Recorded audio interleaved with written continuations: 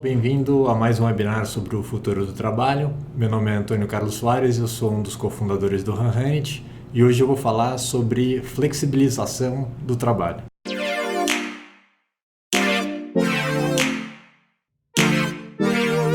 O princípio e fazer uma gradação, iniciando pela forma mais tradicional assim, de trabalho, que é as 40 horas semanais, com todo mundo trabalhando no mesmo local, né? E a primeira coisa curiosa para se pensar é que a semana de trabalho ela nem sempre foi de 40 horas. Na verdade, antigamente, ela chegou a ser de 60 horas. Teve outras variações, mas a semana de 60 horas era uma coisa bastante comum. E, curiosamente, até contraintuitivamente, uma das pessoas que mais advogou pela transformação em uma semana de 40 horas foi o Henry Ford. Então, dentro das fábricas dele, imagina, né? A gente tem isso como escolas de administração, né? O Fordismo, o Taylorismo, o estudo de tempos e movimentos, etc. E uma busca pela produtividade. E foi nessa busca pela produtividade, usando pela primeira vez métodos científicos de aferição do rendimento do trabalho, que se concluiu que uma semana de 40 horas era mais produtiva do que uma semana de 60 horas. E eu acho que esse é um pouco do tema aqui. A gente está falando de flexibilização de trabalho, mas a primeira coisa para se perguntar é por quê? Assim, para quê? Né? E esse é o ponto. Acho que o ponto essas formas que a gente vai discutir são maneiras de tentar atingir um novo ponto de equilíbrio. Um ponto de equilíbrio entre o quê? Entre a produtividade e a felicidade das pessoas. E é claro que isso vai ter um impacto grande na atração de talentos e na retenção de talentos dentro da sua empresa. Então, a primeira forma de flexibilização do trabalho que eu vou falar é o horário flexível. O horário flexível, em geral, ele está atrelado também à política de banco de horas, né, onde você tem as 40 horas semanais, normal, mas você tem diferentes horários de entrada para diferentes áreas ou diferentes pessoas dentro da empresa.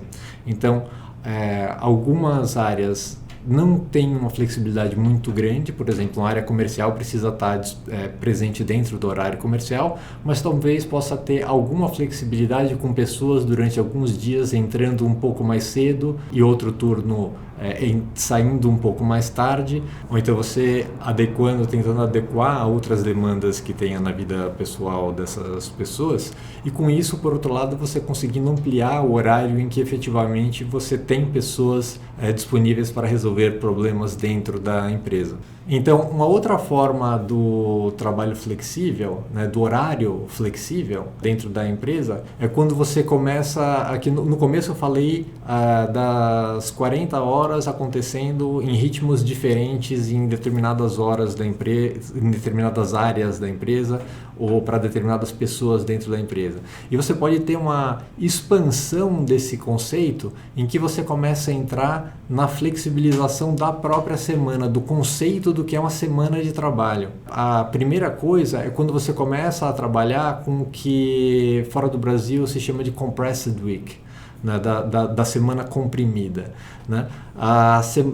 Em uma semana comprimida, um dos arranjos possíveis é que dentro das 40 horas você tem, por exemplo, 4 dias de 9 horas e um dia de 4 horas, por exemplo, na sexta, e a pessoa sai na sexta ao meio-dia e encerrou a semana e entregou as 40 horas dela. Existem empresas que trabalham com 4 dias de 10 horas e tira metade da segunda, metade da sexta ou um dos dias inteiros. Aí você ainda está dentro do conceito das 40 horas.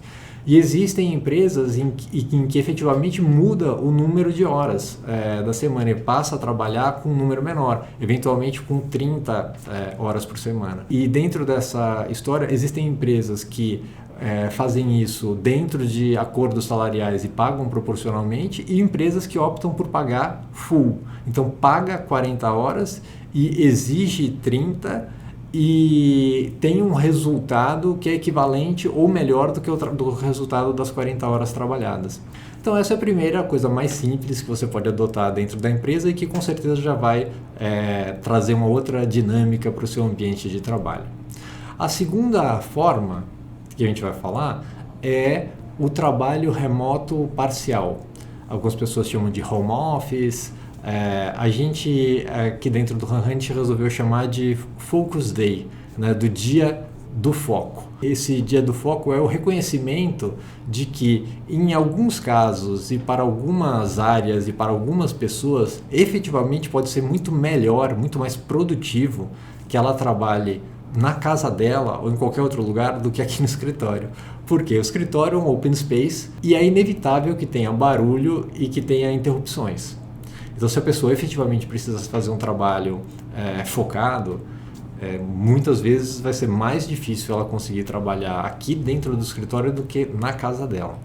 Então, é um reconhecimento de que isso existe. Então, tem um mantra que é o mantra da produtividade, isso está sendo feito em prol de uma maior produtividade, e tem alguns princípios que a gente faz questão de seguir aqui. O primeiro princípio é que precisa fazer sentido. Então, da mesma forma que eu falei que na área comercial as pessoas precisam estar presentes em horário comercial, acho que cada área vai ter uma característica intrínseca que faz com que você tenha que colocar algum trilho na história para que funcione. O primeiro princípio é simples, tem que fazer sentido, tem que pensar de forma crítica, não é para todas as áreas, não é para todas as pessoas, não é em todos os momentos. Então, dificilmente vai ter uma regra geral para a empresa.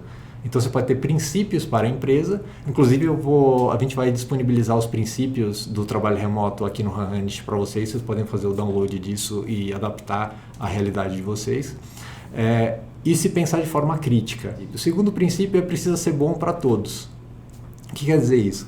Esse arranjo, ele busca ser no mínimo igual ou, se possível, melhor do que o que você tinha antes. Então você não pode, em função de uma pessoa estar fazendo Focus Day ou estar fazendo trabalho remoto, você aumentar o trabalho para o resto da equipe. Ou você ter que adicionar passos a mais dentro do workflow da empresa e tornar a coisa mais burocrática ou mais lenta. Se qualquer coisa disso estiver acontecendo, não faz sentido. Talvez não seja uma área, uma atividade ou um momento em que se deva trabalhar de forma remota. Terceiro ponto precisa ser produtivo. Todo o sentido dessa história é reconhecer que a pessoa pode ser mais produtiva fora do escritório do que dentro do escritório.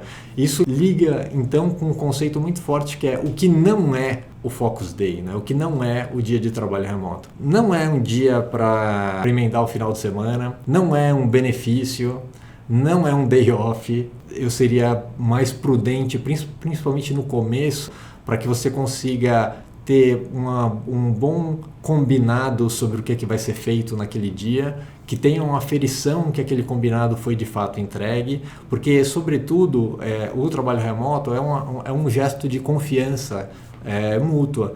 Então isso precisa ser conquistado. Uma terceira forma de flexibilização de trabalho é o trabalho remoto completo, onde a pessoa não aparece no escritório.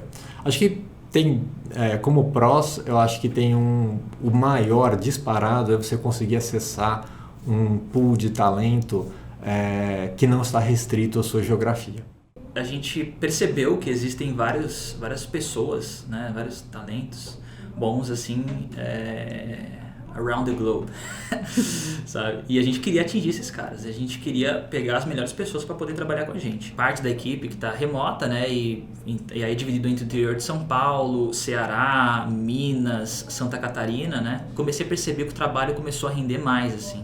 Que nem eu falei, eu tinha um preconceito sobre como seria esse desafio, né, como seria esse trabalho. E, cara, me mostrou uma outra coisa. A gente está aprendendo bastante com elas. Eu sou um PO, então eu gosto bastante das entregas e que essas entregas sejam boas. E elas, por incrível que pareça, me mostraram ser mais rápidas do que eu imaginava e melhores. Todas essas formas de flexibilização, elas precisam ser experimentadas na sua empresa. Com toda certeza não tem uma fórmula para que você aumente a produtividade e a felicidade das pessoas da sua empresa e atinja um ponto de equilíbrio que é melhor do que o que você tem hoje. Isso vai depender muito do perfil das pessoas, do nível de maturidade maturidade de gestão que você tem dentro da empresa, da maturidade dos profissionais que você tem dentro da sua empresa. do tipo de relação que você estabeleceu com eles ao longo do tempo, da cultura da empresa. Tem uma série de fatores que vão influenciar no resultado final disso. O que é consenso aumenta a felicidade das pessoas. Isso per se é uma coisa boa. Agora, o segundo lado, que existe um aumento de produtividade ao fazer isso, é um lado que é muito provável, desde que você faça com bastante crítica e da maneira adequada. Então, eu acho que é uma coisa que precisa ser experimentada, que tudo indica que alguma forma de flexibilização é melhor do que nenhuma forma de flexibilização, mas a forma exata que vai funcionar para a sua empresa é uma coisa que precisa ser pensada com crítica. Então, conte com a gente para ajudar no que for possível. E se você gostou do webinar, siga os próximos. Obrigado.